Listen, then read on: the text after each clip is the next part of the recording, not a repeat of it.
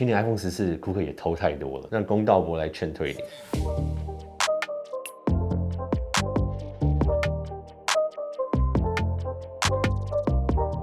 大家好，我是苹果店。那现在 iPhone 14终于发表了，那我们有一个5大优点啊，如果想要帮大家劝败，或者说你们这次今年想要换新手机的人，那可以去看那一支。好啦，这次发表会看到压轴的 iPhone 14登场后，那在他介绍的过程，我就发现很多重要的细节，他都故意带过，或是根本没有提到，避重就轻。那每次苹果这样做的时候，我就知道心里有鬼，因为已经太多年了，每次没有提到这些重点的地方，事后回去查都会看到，原来这些规格又被偷掉。那我们就来抓出5个不该买的理由，帮你今年省下一笔钱吧。好，那第一个就是这个充电速度，还有它的充电方式。那今年还是没有 Type C。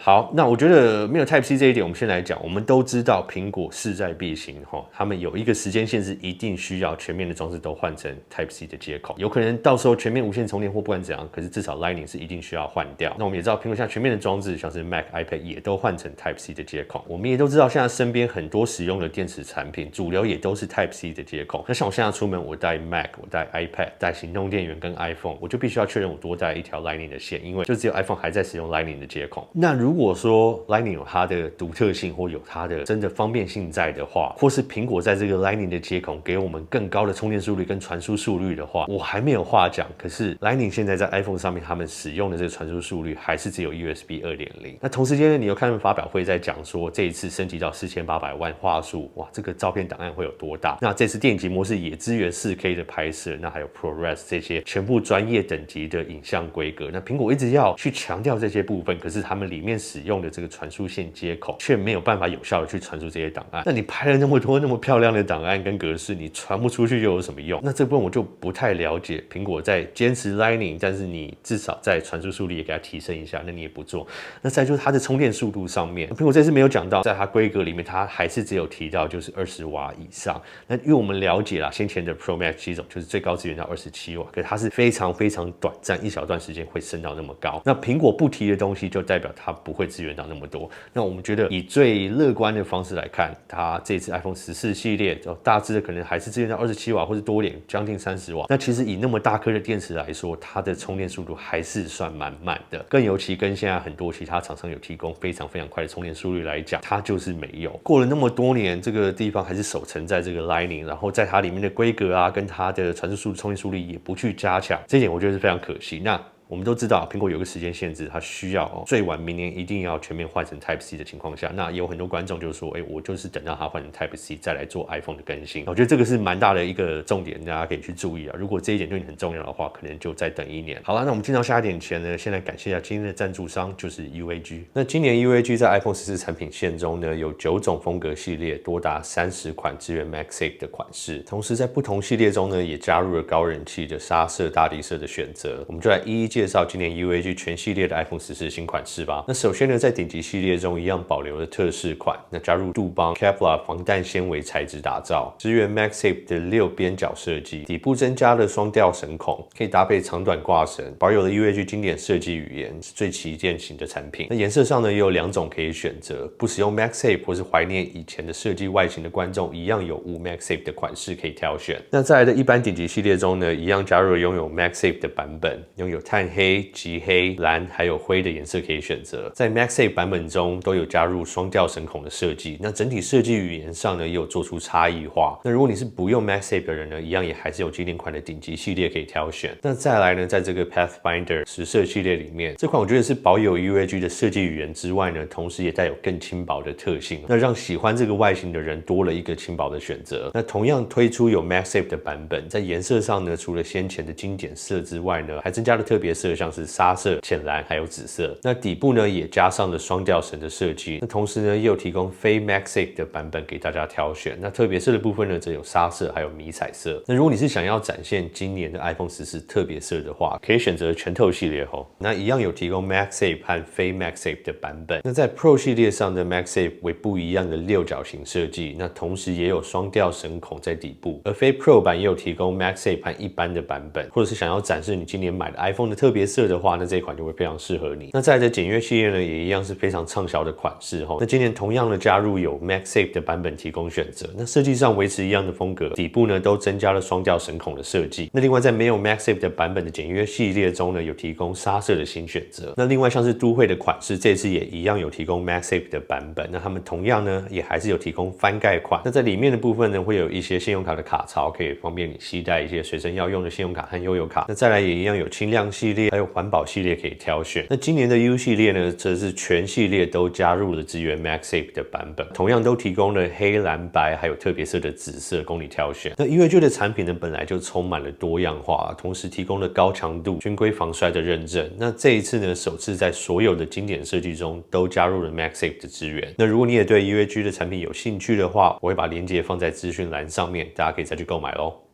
那第二点呢，就是我们还是有 A15 的处理器。对，在这次全新推出的 iPhone 14系列里面，只有 Pro 跟 Pro Max 是使用新型的 A16 处理器，14跟14 Plus 是沿用旧型的 A15 处理器。那虽然它说是一个满血版，可它就是还是一个旧型的处理器。那其实呢是完整版这一点，你们还是要有另外一点需要去思考。那先前对 A15 有一些抱怨的人，像是说它的发热啊、它的功耗什么等等的问题，这一次在这个满血版一样会严惩这些所有的缺点。那就算你不玩游戏，可能做一些比较高耗能工作的时候，它自然发热相比 A16 就还是会稍微严重一点啦。那这个对同一年推出新手机你又今年去买一个新手机的人，然后看到买 Pro 的人有一个全新4奈米的处理器，然后你买14跟 Plus 还是在用旧型的处理器，这个心里多少有点不太舒服。那这个虽然我们先前爆料都大致上有流出这一些可是实际看到它真的就是给你 A15 的时候，还是觉得有点说不太过去。那这个有另外一个上面的体验，你会看到差别，就是在他们的这个续航力上面。那苹果给出的规格，你看到虽然14 Plus 他们是这次全系列里面拥有最大电池容量的一个机种，但是它的续航力还是比不上14 Pro Max 的机种，这个就是它处理器好坏的差别。那这个部分呢，我觉得是一个心理的感觉啦，会不会有人很想要去买到一个新的 iPhone 14，然后还是使用回收的处理器？这个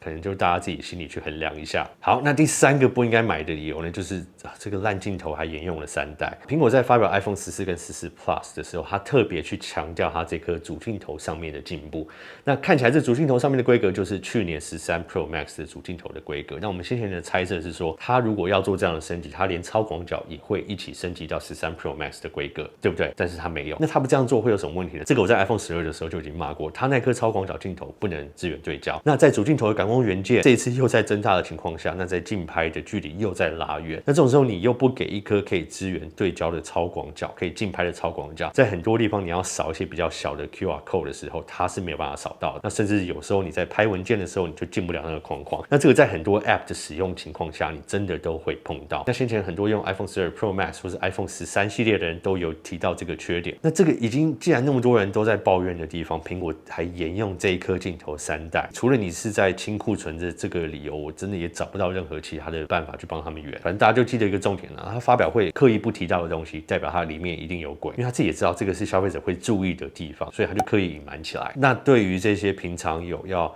拍近拍或是扫 QR code或是拍一些文件扫描的人，我就会觉得要好好考虑一下这次14跟14 Plus 会不会是你应该入手的一支，或许不太适合。好，那第4个不应该买的理由就是它前面这个打孔，等一下先听我讲那我虽然觉得说这次这个新的萤幕打孔，它在应用的界面上面有一些很创新的方式，我另一支影片也有讲过。那该称赞的就要称赞，但是呢，该诚实面对的我们也要讲。首先，打孔它不是什么新的黑科技，这个在其他厂商已经存在非常多年。好，那你现在终于要在这个 iPhone 14上面放入这个新的打孔设计，但你又只有保留给 Pro 系列，你在一般的系列又没有给出这样的打孔设计。那我个人觉得，在这个地方都还要做这样的分类，就有点不太有意思。那我们现在毕竟都有在评测其他厂商的手机嘛，那连我手上那一只折叠机